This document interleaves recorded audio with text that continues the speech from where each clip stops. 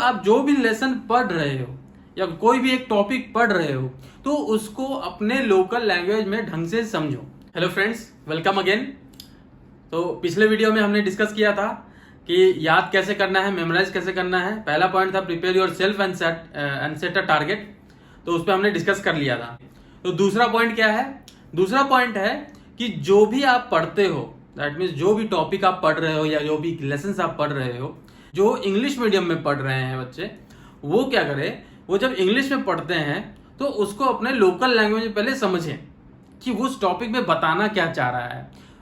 मतलब जब आप टॉपिक पढ़ते हो या लेसन पढ़ते हो तो इंग्लिश में होती है, करेक्ट। तो आप जब पढ़ते हो तो कुछ कुछ चीजें हमें कुछ वर्ड समझ नहीं आता तो हम स्किप कर जाते हैं आलस के मारे कि हाँ उस वर्ड का मीनिंग ऐसा होगा, एज्यूम कर लेते हैं कि हो सकता है ऐसा होगा इस वर्ड का मीनिंग। हम डिक्शनरी खोलते नहीं है कि हाँ इस वर्ड का मीनिंग क्या है। आज तो और आसान हो गया है, आपको डिक्शनरी की जरूरत भी नहीं है। आप गूगल में जाके जस्ट वो वर्ड को डालो गूगल पे और मीनिंग देखो हिंदी में उसका मीनिंग क्या है। हिंदी या फिर कोई भी जो आपका लोकल लैंग्वेज है उसमें चेक करो कि उसका मीनिंग क्या है। तो मतलब आप जो भी लेसन पढ़ रहे हो या कोई भी एक टॉपिक पढ़ रहे हो तो उसको अपने लोकल लैंग्वेज में ढंग से समझो। अब मैं लोकल लैंग्वेज में क्यों बोल रहा हूँ समझो। पहली चीज, हम तो अंग्रेज है नहीं, हम ठहरे इंडियन।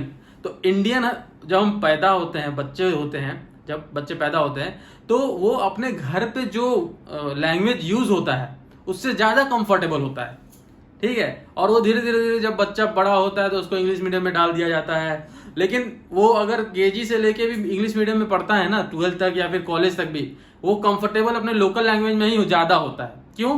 क्योंकि हमेशा वो लोकल लैंग्वेज में अपने जो भी कन्वर्सेशन होता है उसका घर पे या फिर दोस्तों के साथ, वो लोकल लैंग्वेज में होता है। भले ही वो लोकल लैंग्वेज इंग्लिश हो, हिंदी हो, बंगला हो, तमिल हो, तेलुगु हो, कोई भी हो, उसी लैंग्वेज में होता है और उसी में हम कंफर्टेबल भी होते हैं। तो जब भी हम कोई टॉपिक पढ़ें या लेसन पढ़ें तो उसको लोकल लैंग्वेज में समझें, अपने दिमाग में बैठाएं। एक एक वर्ड याद करने की जरूरत नहीं है। अगर आप एक एक वर्ड याद करोगे ना तो वो भूल जाओगे, ठीक है। आप इतना अच्छा मेमोरी हमारा नहीं है कि हम रोबोट की तरह पढ़ते रहें हर एक लाइन, हर एक वर्ड और याद रखें हर एक लाइन।